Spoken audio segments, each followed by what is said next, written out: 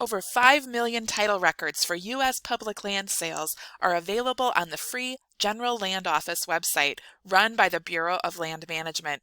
I'm Sunny Morton with Family Tree Magazine, here with a quick tour of this amazing resource. But first, a little backstory. The passing of the 1862 Homestead Act put into motion the distribution of 270 million acres of land across 30 states, the ones shown here in brown. About half of the homesteaders successfully proved their claims, meaning they qualified to keep their lands, which averaged about 160 acres each. The initial rush to the west in the early 1860s was just the beginning. The peak year of homestead claims was actually 1913, and land continued to be distributed until 1986. Was your family part of this history? What records tell their stories? Let's go to glorecords.blm.gov. As you can see, there's a nice summary of the various different kinds of records you may be looking for here on this site, and you might want to spend some time getting to know them. But I recommend you start with a land patent search, especially if you don't know yet whether your family will appear in these records.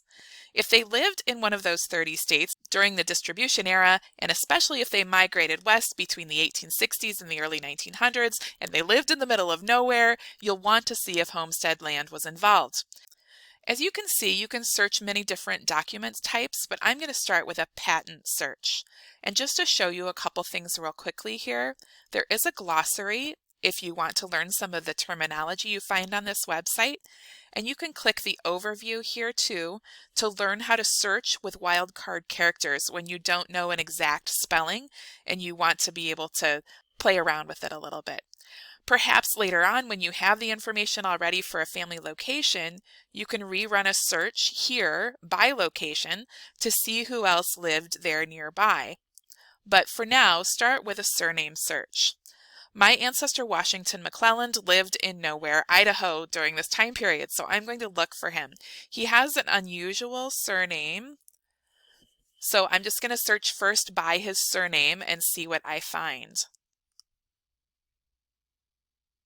There are some results, but they don't include Washington. I don't find him under this particular spelling, and this search system is not flexible. It's going to give me results exactly what I enter. So I could use a wildcard character to repeat the search, but instead I think it's probably under his later spelling of his last name, McClellan. So I'm going to search patents under the name McClellan. One of the reasons for a surname search too is to look for any other relatives that might be nearby that may also have land that you might not know about. For example, I see Washington's daughter Janie listed right here. But I scroll down just a little further and I do find records for Washington McClelland. So I see two different claims here, one recorded in 1902 and one recorded in 1914 in two different counties, Caribou County and Bannock County. So you'll learn to read these descriptions as you work with them, but at least this is telling me in general what this claim is for. I'll show you what that description means here in just a second. So I'm going to take a look. I could go right to the patent image, but I'll be able to see that from here. I want to see all the other information about it first. So when I scroll down, I can see some interesting things about this, but I find two things of especial interest. And the first here is that I can map the land description. This description that may not mean anything to you at all, if you map it, it will start to make sense. If I click this on the map, it's going to zoom right into where Washington lived, and it's going to give me, for this little part of the land, it's telling me that there was this little section here. And if you think about this, imagine this small section here divided into 4 quadrants. Washington owned the east half of the southeast quarter of this quadrant. The east half of the southeast quarter. And then if I add another one here, the map also, the northerly lot, I can see that this one is for the southeast quarter of the northeast quarter. So that's how they're describing those. Again, if you need a little help, go to the glossary and that will help you learn how these are described. So the other thing that I really love in this view here is to go to the patent image.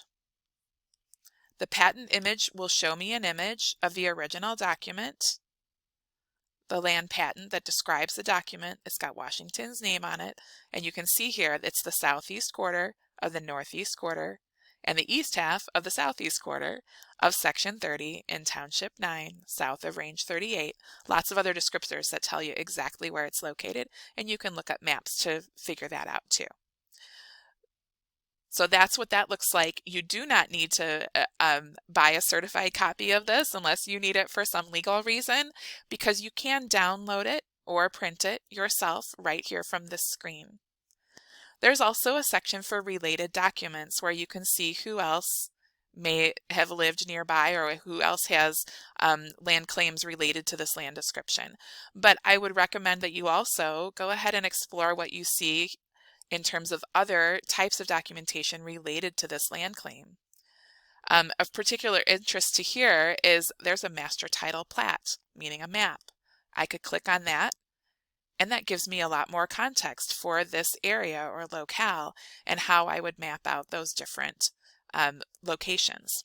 Speaking of mapping things out, you can use mapping software to do this, but I just took simple screenshots from the GLO website and placed them next to each other to show you how easy it is to use the land maps to see where your ancestors' various claims were in relation to each other. I find these two for Washington, but then I also find the claim for his daughter, Janie, adjacent to his northern claim and dated about the same time. I know from other sources that Janie was blind, making me think that this was a larger family effort to provide her with support. What family stories will you find on the General Land Office Records website? Go explore it at glorecords.blm.gov.